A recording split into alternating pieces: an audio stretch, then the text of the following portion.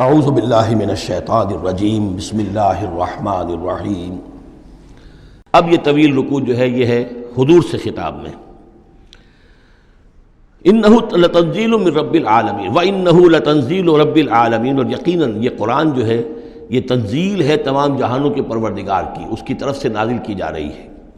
نزل بہ الروح الامین، اس کو لے کر اترے ہیں یا اس کو اتارا ہے روح الامین نے۔ الروح الامین، امین فرشتہ یعنی حضرت جبرائیل علیہ الصلوۃ والسلام، علی قلب کا، آپ کے دل پر۔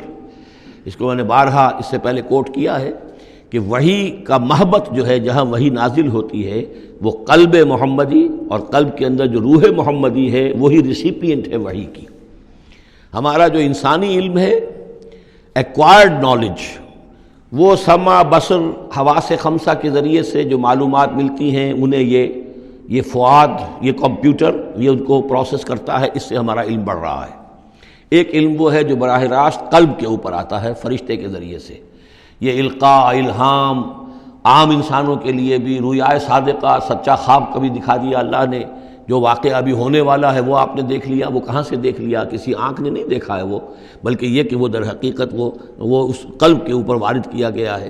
تو یہ جو ہے یہ وحی، یہ ہے ریویل نالج، اور اس کی ایک شکل وہ ہے جو محفوظ ہوتی ہے، جو فرشتے کے ذریعے سے آتی ہے، جس کی حفاظت کا پورا بندوبست ہوتا ہے، جس میں شیاطین کی کوئی دخل اندازی نہیں ہو سکتی، وہ صرف انبیاء کے لیے تھی۔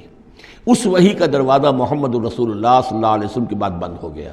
البتہ الہام، رویا، کشف یہ چیزیں اب بھی ہیں، لیکن یہ حجت نہیں ہے دین میں۔ دین میں حجت قرآن اور سنت، باقی کوئی شے حجت نہیں ہے۔ ہاں کسی کا اپنا کشف جو ہے وہ ذاتی کشف، اس کا اگر وہ شریعت کے خلاف نہیں ہے، ذاتی الہام اگر شریعت کے خلاف نہیں ہے، ذاتی طور پر اس کے لیے حجت بن جائے گا، لیکن کسی دوسرے کے لیے دلیل نہیں ہے۔ میں مانوں یا نہ مانوں یہ میرا اختیار ہوگا۔ آپ کا کشف جو ہے میرے لیے دلیل نہیں ہے، میرا کشف آپ کے لیے دلیل نہیں ہے۔ البتہ یہ قرآن دلیل ہے اور سنت رسول دلیل ہے۔ نزل بہ الروح الامین علی قلبک لتکون من المنذرین، تاکہ آپ بن جائیں خبردار کرنے والوں میں، بلسان عربی مبین، اور یہ نازل ہوا ہے اس زبان میں کہ جو بڑی روشن کھلی عربی زبان ہے۔ وَإِنَّهُ لَفِي زُبُرِ الْأَوَّلِينَ، اور یقیناً یہ پچھلے صحیفوں میں بھی موجود ہے، یعنی یہی وہ کتاب ہے کہ جس کے پرانے صحیفوں میں پیشن گوئیاں تھیں، اور یا یہ مطلب ہے کہ اس کے جو مضامین ہیں، اس کے جو بنیادی جو کنٹنٹس ہیں وہ پچھلے کتابوں میں بھی آئے ہیں۔ تورات کی تعلیمات بھی بنیادی طور پر یہی تھیں جو اس قرآن کی ہیں، وہ تو صرف کہیں کہیں شریعت کے تفصیلی احکام میں فرق واقع ہوا ہے۔ تو جو بھی پرانی کتابیں آئی ہیں، جو پہلی آئی ہیں، صحیفے آئے ہیں، ان میں بھی قرآن کی تعلیم موجود تھی۔ قرآن در حقیقت ان کا متمم ہے، اتمام کیا ہے قرآن نے، تکمیل کی ہے۔ وَإِنَّهُ لَفِي زُبُرِ الْأَوَّلِينَ أَوَلَمْ يَكُنْ لَهُمْ آيَةً أَنْ يَعْلَمَهُ عُلَمَاءُ بنی اسرائیل، کیا ان کے لیے یہ نشانی کافی نہیں ہے کہ اس کو جانتے ہیں علماء بنی اسرائیل؟ یہ اور بنی اسرائیل کے علماء جانتے ہیں کہ اب یہ جو کتاب آ رہی ہے محمد رسول اللہ کی جو بعثت ہوئی ہے وہ یقیناً اللہ کی جانب سے ہے۔ وَلَوْ نَزَّلْنَاهُ عَلَىٰ بَعْضِ الْأَعْجَمِينَ، اور اگر ہم نے اس قرآن کو نازل کر دیا ہوتا کسی عجمی پر، فَقَرَأَهُ عَلَيْهِمْ مَا كَانُوا بِهِ مُؤْمِنِينَ، اور وہ ان کو پڑھ کر سناتا یہ قرآن، تب بھی یہ ایمان لانے والے نہیں تھے۔ یعنی کہ وہ تو پھر کھلا معجزہ ہو جاتا کہ ایک عجمی شخص ہے جس کی مادری زبان عربی نہیں ہے، وہ آ کر عربی قرآن سنا رہا ہے۔ ہم یہ بھی کر سکتے تھے، لیکن پھر بھی یہ ماننے والے نہیں تھے۔ كَذَلِكَ سَلَكْنَاهُ فِي قُلُوبِ الْمُجْرِمِينَ، اسی طریقے سے ہم نے اسے ان کے مجرموں کے دلوں کے اندر اس انکار کو گھسا دیا ہے۔ انکار ان کے دلوں میں بیٹھ چکا ہے۔ لاکھ معجزے دکھا دیے جائیں یہ ماننے والے نہیں ہیں۔ لا یؤمنون بہ حتی یروا العذاب العلیم، یہ ایمان نہیں لائیں گے اس پر یہاں تک کہ جب تک کہ دیکھ نہ لے دردناک عذاب کو۔ فیاتیہم بغتۃ، تو پھر وہ آئے گا ان پر اچانک، وہم لا یشعرون، اور انہیں گمان بھی نہیں ہوگا۔ فیقولوا هل نحن منظرون، اس وقت یہ کہیں گے کہ کسی طرح کوئی مہلت مل سکتی ہے، تھوڑی دیر کے لیے اس کو ٹالا جا سکتا ہے۔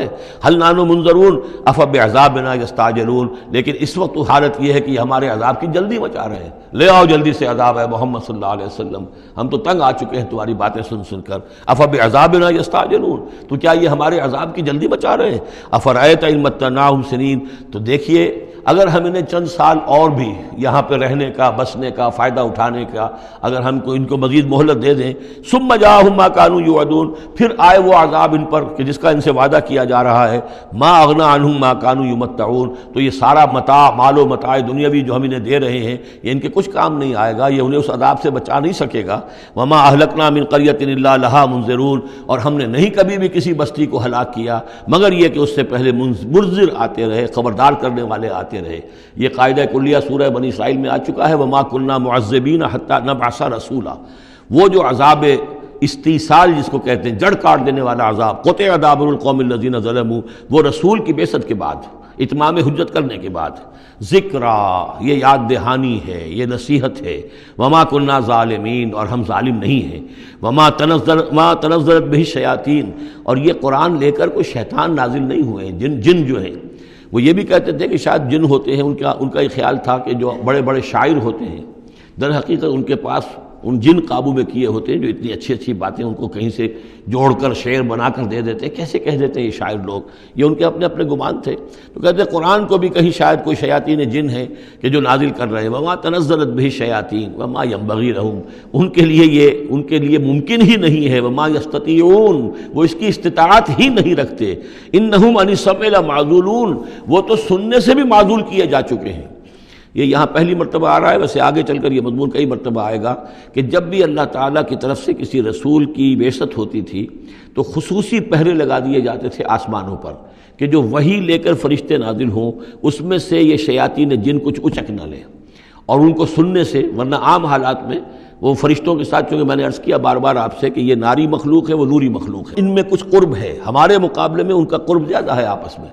ہم تو خاک سے مٹی سے بنے ہیں، بڑی کثیف ہمارا جو مادہ تخلیق ہے وہ کثیف ہے، لیکن اس کا جنات کا مادہ تخلیق بہت لطیف ہے، ان کے وہ جو مارج من نار سے بنائے گئے ہیں، تو ان کا وہ قرب ہے جس کی وجہ سے کہ وہ فرشتوں سے کوئی اچک لیتے تھے، کچھ خبریں لے لیتے تھے۔ لیکن جب خاص طور پر وحی نبوت کا دور شروع ہوتا تھا تو خصوصی پہرے کر دیے جاتے تھے، اور یہ سورہ جن میں بڑی تفصیل سے یہ بات آئے گی، انہم عن السمع لمعزولون، وہ تو اب سننے سے بھی معزول کیے جا چکے ہیں، اب اس کا امکان نہیں ہے کہ وہ کوئی سنگن بھی لے سکے۔ فلا تدعوا مع اللہ الہا آخر، تو مت پکارو اللہ کے ساتھ کسی اور الہ کو، فتکون من المعذبین، تو تم ہو کر رہو گے معذبین میں سے جنہیں عذاب دیا جائے گا۔ وانذر عشیرتک الاقربین، اور خبردار کیجئے اپنے قریبی رشتہ داروں کو۔ اس آیت نے ثابت کر دیا کہ یہ سورہ مبارکہ بڑے ابتدائی دور کی ہے، اس لیے کہ یہ تقریباً سن 3 نبوی کے اندر یہ آیت نازل ہوئی ہے، جس کے بعد کہ حضور نے پھر بلایا ہے، اپنے بنو ہاشم کو جمع کیا ہے، حضرت علی سے کہا کہ کھانے کا بندوبست کیجئے۔ حضرت علی آپ ہی کے گھر میں رہتے تھے، وہیں زیر کفالت بھی تھے، زیر تربیت بھی تھے، کھانے کا اہتمام کیا، بنو ہاشم کو جمع کیا، حضور دعوت دینے کھڑے ہوئے، لیکن وہ سمجھ تو چکے تھے کہ اس کام کے لیے ہے۔ کھانا کھا کر انہوں نے شور مچایا، ہنگامہ کیا، چلے گئے اور آپ کی بات نہیں سنی۔ اس کے بعد چند دن اور آپ نے پھر بیچ میں ڈال کر وقفہ دے کر پھر آپ نے دوبارہ اہتمام کیا۔ اب جب لوگوں نے کھانا کھا لیا تو کچھ شرم آئی ہوگی انہیں، جب 2 مرتبہ کھانا کھایا تو اب تو بہرحال جو کچھ کہنا چاہتے ہیں سن تو لو۔ تو حضور نے پھر خطبہ دیا، اور وہ خطبہ جو ہے بہت عظیم خطبات میں سے ہے۔ میرا چھوٹا سا کتابچہ ہے دعوت اللہ، اس میں میں نے وہ درج کیا ہوا ہے۔ میں حیران ہوں، اصل میں ہمارے ہاں حدیث کی کتابوں میں میری علم کی حد تک موجود نہیں ہے، اہل تشیع کے ہاں جو ہے یہ موجود ہے، خطبات نبوی کے نام سے یہ خطبہ جو ہے اس میں درج ہے۔ ان کے ہاں جو نہج البلاغہ جو شائع ہوتی ہے، حضرت علی رضی اللہ تعالیٰ عنہ کی طرف منسوب ہے، ان کے خطبات اور ان کے خطوط وغیرہ ہیں، لیکن اسی میں ایک حصہ ہے حضور صلی اللہ علیہ وسلم کے خطبات کا۔ لیکن مجھے یہ بہت وثوق سے محسوس ہوتا ہے کہ وہ خطبہ ہے وہ کہ جو وہاں دیا گیا ہے، کہ جو حضور نے بنو ہاشم کو جمع کر دیا ہے۔ اس وقت نہیں ہے کہ میں آپ کو خطبہ پورا سناؤں، لیکن دعوت اللہ اور انگریزی میں اس کا ترجمہ بھی کال ٹو اللہ موجود ہے، جس میں یہ پورا متن اس کا موجود ہے، بہت مختصر خطبہ ہے، لیکن بہرحال اس سے ثابت ہوتا ہے وانذر عشیرتک الاقربین۔ اور دوسرے یہ کہ یہ آیت بالکل اسی ردم میں ہے، اسی ٹیون میں ہے جو چلا آ رہا ہے، ایسا نہیں ہے کہ کوئی بعد کی آیت لا کر یا شروع کی آیت لا کر بعد والی جگہ میں، بلکہ یہ مسلسل خطبہ ایک ہی نظر آ رہا ہے۔ تو یہ سورہ مبارکہ جو اپنے سٹائل کے اعتبار سے بھی کہ چھوٹی آیتیں اور جو بہاؤ ہے وہ تیز ہے، فلو تیز ہے، مضامین جو ہیں اس اعتبار سے اگر دیکھا جائے تو اس کا واقعتاً یہ بھی جیسے سورہ ہجر اس گروپ میں ہے، ابتدائی 4 سال کی صورتوں میں سے ایک صورت، اسی طریقے سے اس گروپ میں یہ سورہ شعراء ہے۔ وَأَنذِرْ عَشِيرَتَكَ الْأَقْرَبِينَ وَاخْفِضْ جَنَاحَكَ لِمَنِ اتَّبَعَكَ مِنَ الْمُؤْمِنِينَ، اور اپنے آپ کندھوں کو، بازوؤں کو جھکایا کیجیے ان لوگوں کے لیے تواضع میں کہ جو آپ پر ایمان لائے ہیں اور جو آپ کا اتباع کر رہے ہیں، یعنی ان کی دلجوئی کیجیے، ان کے دلوں کو اپنے ہاتھ میں لیجیے۔ وَاخْفِضْ جَنَاحَكَ لِمَنِ اتَّبَعَكَ مِنَ الْمُؤْمِنِينَ، یہ آ چکا ہے سورہ ہجر کے اندر بھی، بلکہ یہ بھی ایک بہت قرب ہے، سورہ ہجر کے آخر میں بھی یہ الفاظ آئے ہیں، وَاخْفِضْ جَنَاحَكَ لِلْمُؤْمِنِينَ۔ یہاں صرف یہ ہے کہ وَاخْفِضْ جَنَاحَكَ لِمَنِ اتَّبَعَكَ مِنَ الْمُؤْمِنِينَ، وہاں تھا وَاخْفِضْ جَنَاحَكَ لِلْمُؤْمِنِينَ۔ فَإِنْ عَصَوْكَ فَقُلْ إِنِّي بَرِيءٌ مِّمَّا تَعْمَلُونَ، پھر یہ اگر آپ کی نافرمانی کرے، آپ کی بات ماننے سے انکار کر دیں تو کہہ دیجئے کہ میں بری ہوں اس سے جو تم کر رہے ہو۔